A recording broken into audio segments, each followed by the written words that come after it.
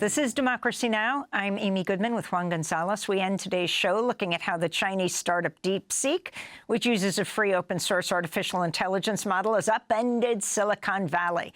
Its new low-cost AI tool, R1, has surged to the top of Apple's App Store, overtaking OpenAI's ChatGPT. Meanwhile, artificial intelligence giant NVIDIA lost almost $600 billion in value Tuesday, the biggest single-day loss for a public company. In December, DeepSeek said its model only took 2 months and less than $6 million to build, despite U.S. restrictions on chip exports to China, a tiny fraction of the cost that U.S. tech giants have spent on AI. Just last week, President Trump announced Stargate, a $500 billion project to boost AI infrastructure in the U.S., and he promised it would create new jobs. For more, we're joined from Los Altos, California, by Ramesh Srinivasan, professor of Information Studies at UCLA, host of the podcast Utopias, author of Beyond the Valley, How Innovators Around the World Are Overcoming Inequality and Creating the Technologies of Tomorrow.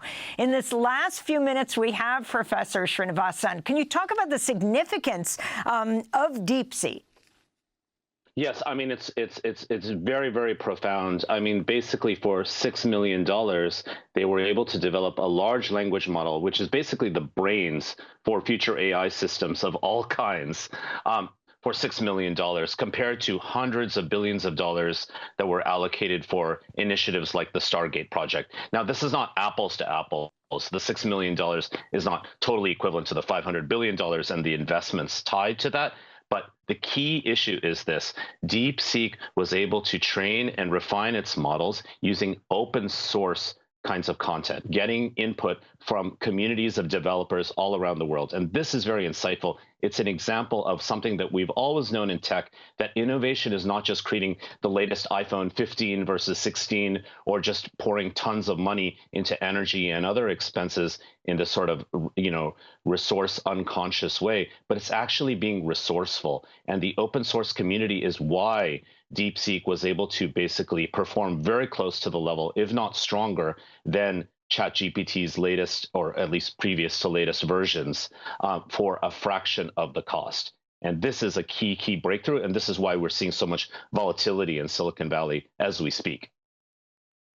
And why is this being seen as a threat rather than as enormous progress in terms of development of artificial intelligence?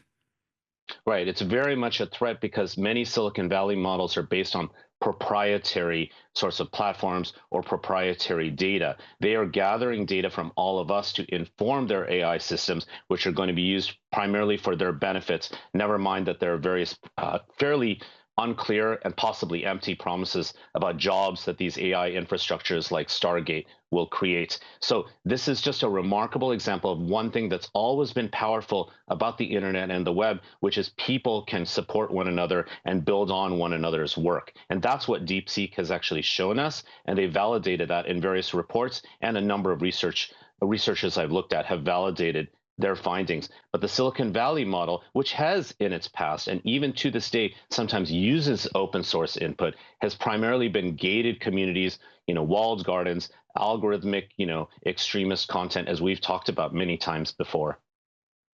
Yeah, we have less than a minute, but I wanted to ask you, on Tuesday, sure. OpenAI announced a new product called ChatGPTgov, built exclusively for the United States government. Could you talk about that briefly?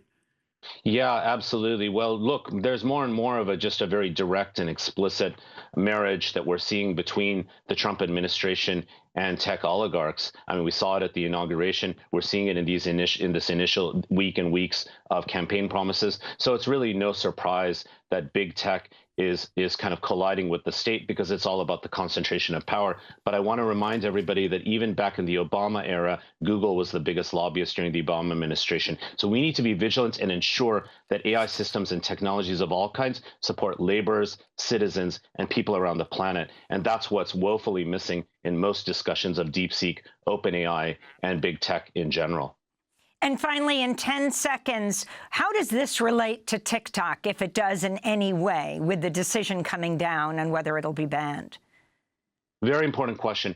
these are all data grabs, right? So part of Musk's ownership of Twitter/X is the data that can be grabbed to form his own AI initiatives, which are trying to compete with OpenAI.